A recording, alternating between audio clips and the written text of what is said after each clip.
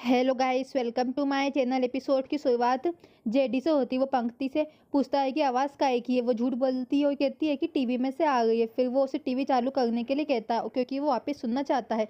वो कहती है कि रिमोट काम नहीं कर रहा है। वो उसे गाने के लिए कहता है। वो रोती है। वो फिर उसे फोर्स करता है। फिर शीतल उसके पास आती है और जेडी कॉल रख देता है। पंक्ति फिर खिड़की पर खड़ी होती है। जेडी आहन को फिर न्यूज़ में देखता है। वो उसके संगीत के कॉन्सर्ट के बारे में सुनकर चौंक जाता है। वो फिर आदमी उसे चिंता ना करने के लिए कहता है। उसने उसका काम शुरू कर दिया है। फिर जेडी को लगता है कि आहन और पंक्ति महाबलेश्वर में है। वो गलत जगह पहुंच गई है। वो गुस्सा हो जाता है और चला जाता है। पंक्ति एक दुकान पे आती है और कुछ सामान खरीदती है। आहन अपने कॉन्सर्ट के लिए तैयार होता है। फिर उदय ने उसे चिल करने के लिए कहा, पंक्ति जरूर आएगी, चलो कॉन्सर्ट शुरू करते हैं। वो आहन को फिर गिटार देता है। उन्होंने आहन को रिकॉर्ड किया। अनीता आहन के संगीत के कार्यक्रम की खबर देखती है और फिर संगीत कॉन्सर्ट के शीर्षक के बारे में पूछती है। जेडी ने उसे थप्पड़ मारा और पूछा कि तुम उसके साथ क्यों नहीं गई, जाओ और मेरी संपत्ति की रक्षा करो, तुम्हें इसके लिए पैसे मिलते हैं। वो फिर चला जाता है। फिर घर में सब आहन को टीवी में देखते हैं। मानव कहता है कि वो हमें बता सकता था, क्या हम उसके दुश्मन है। सब फिर उसके कॉन्सर्ट की बात करते हैं।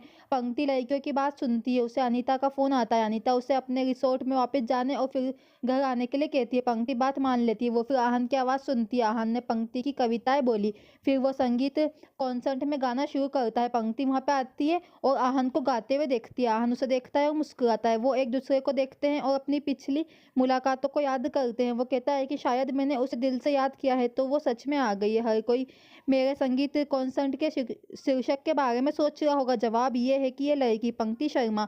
पंक्ति चौंक जाती है। वो अपना चेहरा ढक लेती है। आहन कहता है कि ये मेरी इंस्पिरेशन है। वो उसे देखती है। वो गाना जारी रखता है। पंक्ति फिर जाने लगती है। आहन उसे ढूंढता है और स्टेज से फिर नीचे उतरता है। फिर अपर्णा कहती है कि क्या कर रहा है। मानव कहता है कि वो हमेशा उम्मीद तोड़ता है। फिर अपर्णा कहती है कि शायद वो किसी को ढूंढ रहा है। आहन ने पंक्ति से पूछा कि क्या उसे अंधेरे में छिपने की आदत है। उसे अब रोशनी मिलेगी। वो उसके पास जाता है और उसे सुर्खियों में लाता है। वो फिर हाथ आगे बढ़ाता है और उससे वादा करता है। वो उसे देखती है। वो जाने के लिए मुड़ती है। वो उसका हाथ पकड़कर रुक जाता है। फिर कायरा जेडी से कहती है कि आओ और एक सरप्राइज देखे। जेडी कॉल पर रहता है। शीतल ने जेडी से उसकी टाइमिंग देखने के लिए कहा। कोई भी उनके आहन को अब वन टाइम वंडर नहीं कह सकता। सब मुस्कुराते हैं। आहन को टीवी पर देखने के लिए फिर जेडी आता है और आहन कहता है कि मुझे आशा है कि मेरा संगीत आपके गीतों के योग्य था। मैंने ये गीत तुम्हारे लिए बनाया है, क्या तुम्हें अच्छा लगा।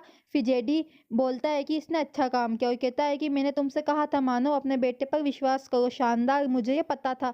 आहन पंक्ति को साथ ले जाता है। जेडी कहता है कि आहन किसके हाथ पकड़ रखा है। फिर वो उसका फेस देखने वाला होता है। इतने में उदय को झटका लगता है और फोन नीचे गिर जाता है। पुलिस वहां पहुंच जाती है। वीडियो बंद हो जाती है। इंस्पेक्टर उदय को ये सब रोकने के लिए कहते हैं। उदय पूछता है कि क्यों, हमारे पास तो परमिशन भी। फिर पंक्ति अनीता के शब्दों को याद करती है। वो खुद का फिर हाथ छुड़वाती है और चली जाती है।